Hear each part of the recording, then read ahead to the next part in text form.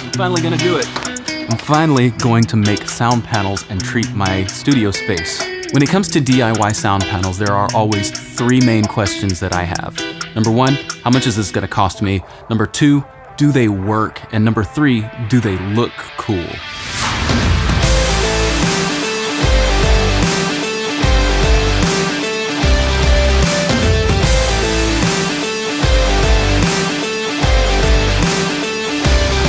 These are the panels that I made, and I'm gonna show you how to make in this video.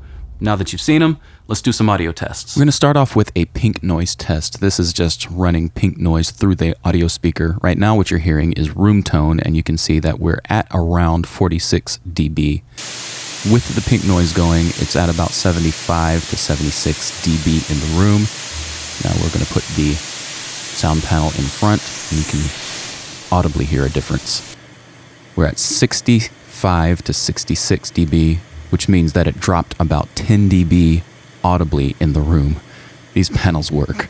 But let's hear what it sounds like in the room on my voice as compared to what it sounded like before any of these sound panels were hanging.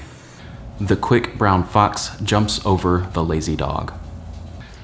The quick brown fox jumps over the lazy dog.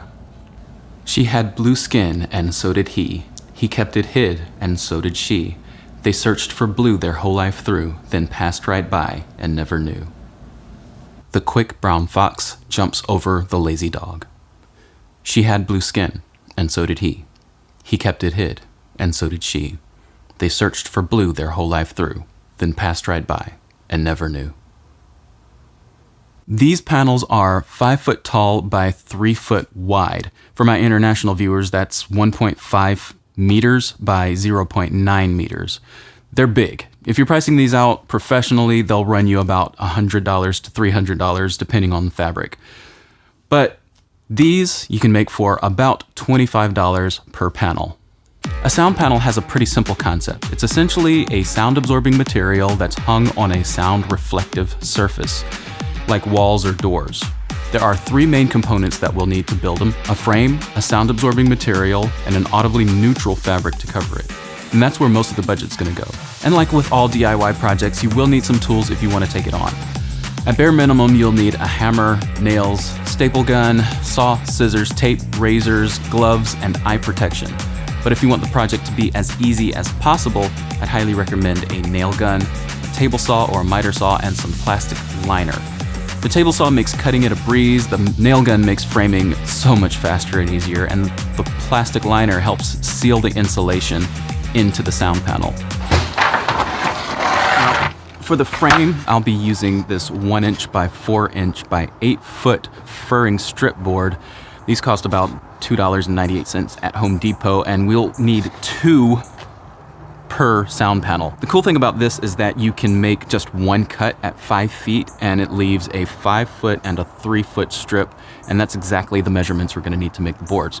Once the boards are cut, I'll put the short board on top of the longer board and just nail 3 nails into it, and that'll make it really sturdy, and once it's wrapped, it'll be even more sturdy. Make sure to take the little stickers with the staples out as well. That'll make it a little bit more flush.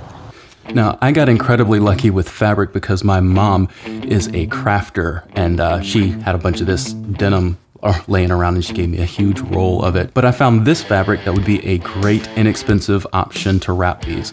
They're 4 foot wide, so there's no need to sew anything to make it fit.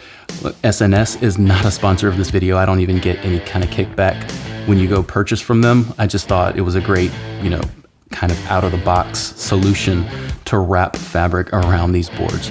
So, yeah.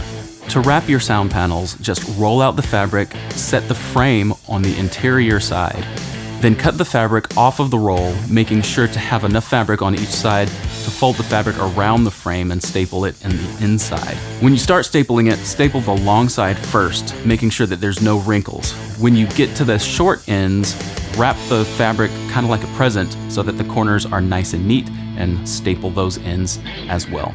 Making the decision about sound absorbing material was tough because this is where most of the money's gonna be spent, and it affects the way the sound panels work the most. I didn't want to compromise quality, but I also wanted to keep costs pretty low. So I thought about using old towels or bedding or something like that because of some old YouTube videos that I saw. But when it came down to cost and availability, I couldn't beat just using plain old faced insulation. Faced because that's the one with the paper on the back, and that'll come in handy later. Now, I'm not using sound-rated insulation because sound-rated insulation is actually tested for through-wall transmission. Sometimes when you're trying to deaden the sound through the material, it can actually reflect sound back. I didn't think that was super necessary because this use case, we're trying to absorb sound within a room. Sound panels don't necessarily need to soundproof anything outside of the room that you're treating the sound. What they need to do is to absorb the sound in the room to stop reflections from coming back. So there's no real need to buy the more expensive stuff. You may see some small minor benefits to using the more expensive stuff, but I don't even know about that. Rolls like this make 2 panels, and you might have a little bit left over.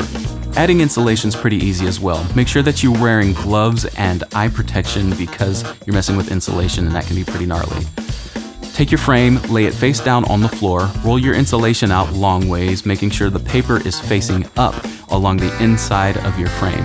Cut the insulation to size and repeat that process until it's filled up, then staple it to the frame.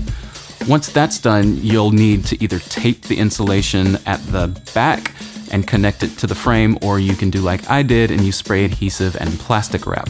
Then I just stapled the plastic wrap to the back of the frame, and that makes it nice and neat and no insulation will come out. If you choose to not use plastic wrap, that's not a huge issue because once they're up on the wall, the insulation is pretty contained.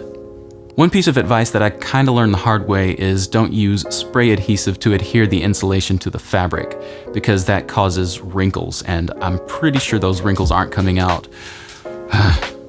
It still works though, so I guess that's a win. And this is the result. If we add all the costs, including fabric, this is the total, and divide by 9 and see how much we spent per panel. Not bad. Don't forget to like this video if you found it useful and subscribe if you're feeling extra generous. I'd love to see your DIY sound panels. Connect with me on Twitter, Vero, or Instagram, or any of the other social medias that I have. I'll link in the description, or I'll just see you in the next video. Peace.